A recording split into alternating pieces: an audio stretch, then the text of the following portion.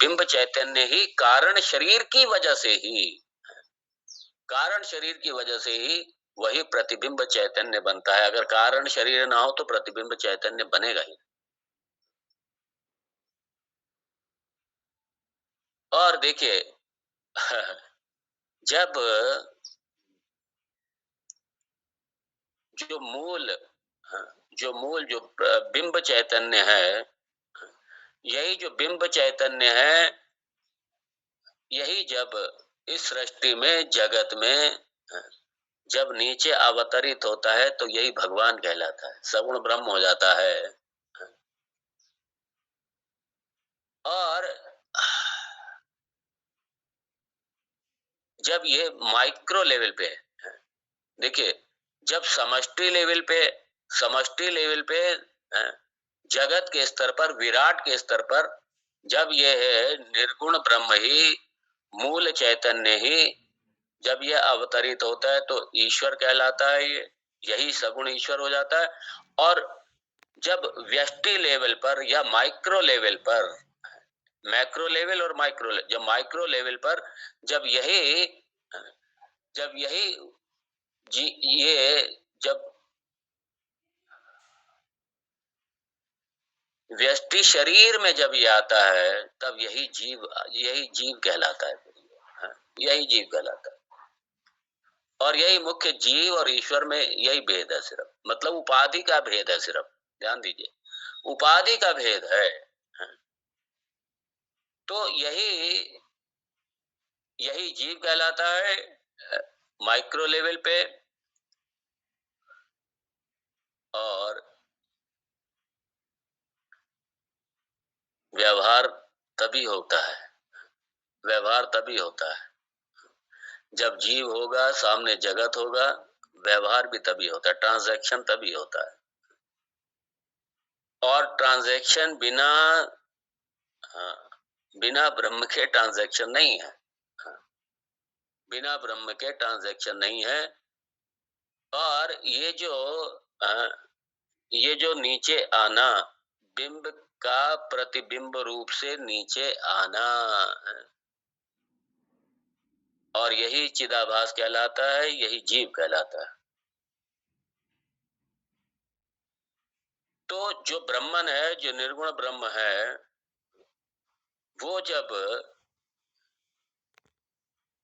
समष्टि के, जब समष्टि कारण शरीर में जब प्रतिभासित होता है तब वो ईश्वर का भूमिका निभाता है। और जब यही ब्रह्मन, यही बिंब जब व्यष्टि शरीर में जब प्रतिबिंबित होता है तब तब यही जाकर के जीव कहलाता है।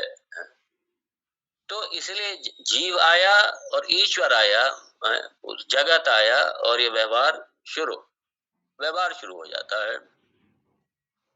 और फिर क्या होता है, जब व्यवहार शुरू हुआ तो बस जीव यही कर्म करना शुरू कर देगा, क्योंकि व्यवहार का मतलब कर्म।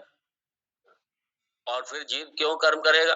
क्यों, जहाँ चिदाभास आया, जहाँ पे ये जड़ में चैतन्यता आई, अपने इसी तन में सूक्ष्म शरीर, स्थूल शरीर, बस इसके साथ अध्यास आया, इसके साथ आत्मबुद्धि आई, बस मैं छोटा हूँ, मुझे बड़ा बनना है, मुझे ये करना है, मुझे वो करना है, मेरे साथ कुछ भी ठीक नहीं है, सारे निष्कर्ष वहीं शुरू हो जाते हैं सारे। और मूल क्या है इसका? मूल है इसका अज्ञान, मूल है इसकी अविद्या। अविद्या ही कारण है इसका, अज्ञान कारण है इसका।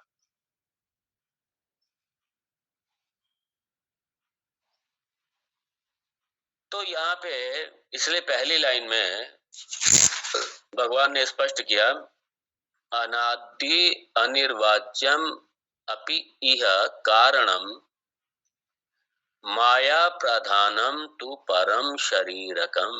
ये पहली लाइन में, पहली पंक्ति में भगवान ने बड़ा स्पष्ट कारण शरीर को समझाया। अब दूसरी लाइन में भगवान फिर से इसी ब्रह्म विद्या को जो लक्ष्मण को सिखा रहे थे, वो सोचते हैं लक्ष्मण कहीं भूल ना जाए दूसरी लाइन में फिर से उस पे आ गए। कहने लगे लक्ष्मण ये बताओ, मैंने तुम्हें जो 3 शरीर बताए हैं आखिर किसके लिए बताए हैं?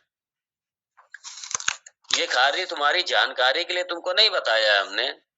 किसके लिए बताया ये? अरे ये बताया इसलिए है कि इन तीनों शरीर से अपने आप को पृथक समझो। इन तीनों शरीर से अपने आप को पृथक समझो, और इसीलिए तो मैंने तीनों शरीर बताए हैं। तीनों 3 शरीर हैं और तुम तीनों से बिल्कुल अलग हो। लक्ष्मण, तुम तीनों से बिल्कुल अलग हो, और 3 शरीर मैंने इसीलिए बताए हैं क्योंकि तुम मुक्ति चाहते हो, मोक्ष चाहते हो। हाँ, इसलिए अपने आप को पृथक करना पड़ेगा। हमारी समस्या यही तो है ना कि हम अपने स्वरूप को जानते नहीं, और भगवान स्वरूप का बोध करा रहे हैं, और भगवान यहाँ पे पृथकीकरण विवेक है ये विवेक दे रहे हैं। चित जड़ का विवेक समझा रहे हैं यहाँ पे, दृक दृश्य का विवेक समझा रहे हैं भगवान यहाँ पे। ये सारे तीनों जड़वत हैं, ये सारे, ये तीनों शरीर जड़वत हैं ये सारे, और अपने आप को इनके साथ में जोड़ करके देखने से वहीं तो संसार शुरू हो जाता है। तो लक्ष्मण को भगवान यही समझा रहे हैं कि भाई, अब यहाँ पे कह रहे हैं उपाधि भेदात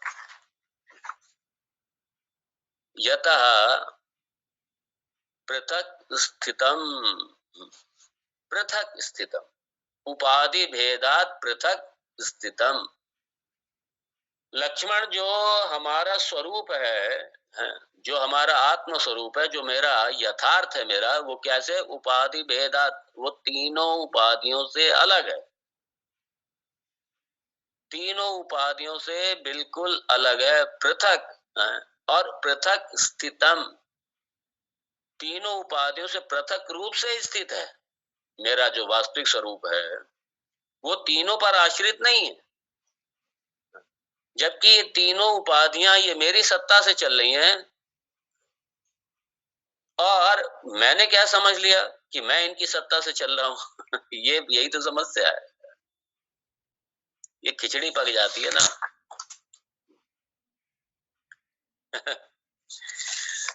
तो भगवान राम जी कह रहे हैं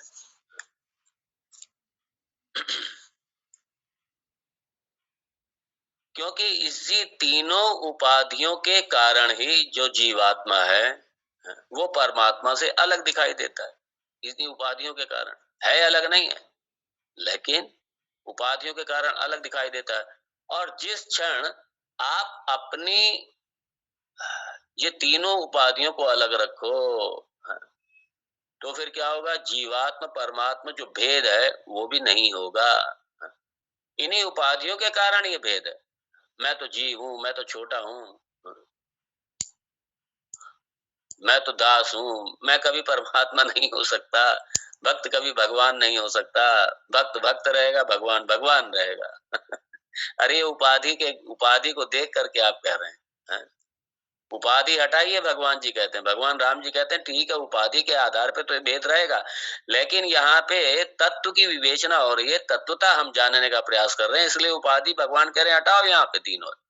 उपाधि भेदात प्रत्यक स्थितः, प्रत्यक स्थितम, और किसको? स्वात्मानम, जो आपका अपना स्वरूप है, जो आत्म स्वरूप से आप हैं, वो बिल्कुल इनसे अलग है और स्थित है। मतलब क्या? वो ऐसा नहीं है, नॉन एग्जिस्टेंस नहीं है, एक वही तत्व स्थित है, दूसरा कुछ है भी नहीं। नॉन एग्जिस्टेंस नहीं है, स्थितम, वही स्थित है सिर्फ।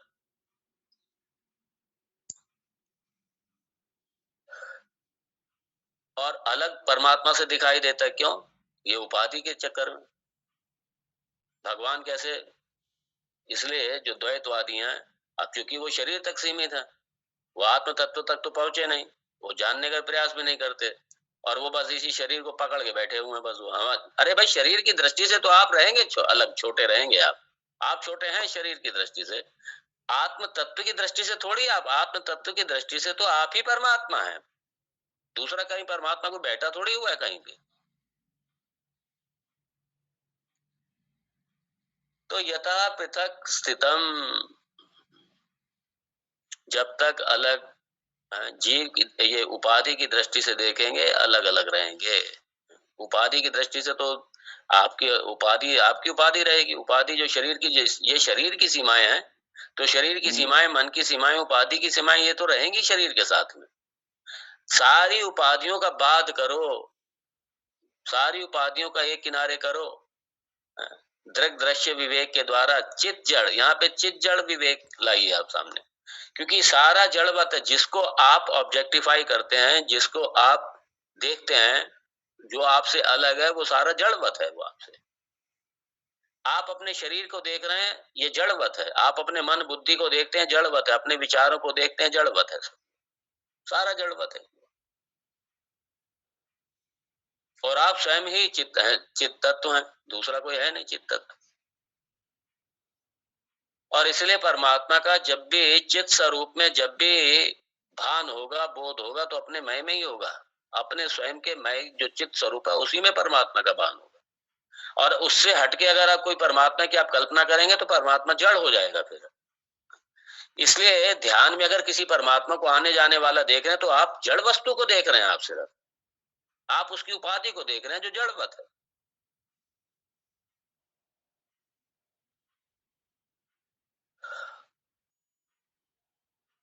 भगवान कहते हैं, इसलिए इन तीनों को रखो एक किनारे, पृथक करो इन तीनों को। तीनों को करो पृथक, उपाधि भेद ये तीनों को अलग करो। और किससे अलग करो? स्वात्मानम, अपने आप से अलग करो। और कहाँ पे अलग करो? आत्मनि, आत्मनि मतलब यहाँ पे अपनी बुद्धि में, अपनी बुद्धि में, आत्मनि अपनी बुद्धि में, अवधारयेत क्रमात्, ये तीनों का एनालिसिस करो, तीनों की धारणा करके होते हुए, एनालिसिस करते हुए, तीनों को अपने से अलग देखो, अपने स्वयं से अलग देखो। और ये कहाँ एनालिसिस कहाँ करना है? आत्मा नहीं, अपने स्वयं की बुद्धि में ही। हाँ, कहीं और दूसरी जगह नहीं, अपने मन में, अपनी बुद्धि में। यहाँ पे आप पूरी तरीके से, अच्छी तरीके से अवधारित, अच्छी तरीके से समझ लो, खूब अच्छी तरीके से बोध कर लो इसका, अच्छी तरीके से। क्या बोध कर लो? कि मैं परमात्मा से भिन्न नहीं हूँ, मैं परमात्मा से अलग नहीं हूँ। और ये कब करो? जब उपाधियों को बिल्कुल अपने से अलग करोगे, जब उपाधि को अपने आप से बिल्कुल अलग करोगे, उस चित्त तत्व को, उस परमात्मा तत्व को जब अपने आप को बिल्कुल इस शरीर से अलग करोगे, सूक्ष्म शरीर, कारण शरीर, सबसे अलग करोगे, तब जाकर के तब बोध होगा किसका? ये उपाधि भेद मर्दन हो जाएगा, तभी उसी एक तत्व का अहम ब्रह्मास्मि है। तो इसलिए परमात्मा की ये जो जगत रूपी उपाधि है, इस जगत रूपी उपाधि से परमात्मा को अलग करो। और जो आपकी ये जो स्थूल, सूक्ष्म और कारण, ये जो देह, इन सब से अपने आप को अलग करो। और जब चित्त तत्व की दृष्टि से, चैतन्य दृष्टि से देखेंगे, तो पता चला एक ही चैतन्य है, दूसरा कोई चैतन्य नहीं है। एकमेव अद्वितीयम ब्रह्म एकमेव, नेह नानास्ति किंचन, यहाँ पे दूसरा कुछ है ही नहीं, दूसरा कोई नहीं है दूसरा। इसलिए भगवान कह रहे हैं क्रमात्, ये तुम लक्ष्मण धीरे धीरे करो, कोई जल्दबाजी नहीं है। एक के बाद एक देखो, आप स्थूल से शुरू करो और सूक्ष्म पे आओ। आप धीरे धीरे एक एक करके, आप एक एक करके बात करो, आराम से करो। ये प्रक्रिया है। स्थूल को, सूक्ष्म को, कारण को एक एक करके अलग अलग करो। जैसे तैत्तरीय उपनिषद में पंचकोश विवेक है। तो धीरे धीरे, और फिर क्या होगा?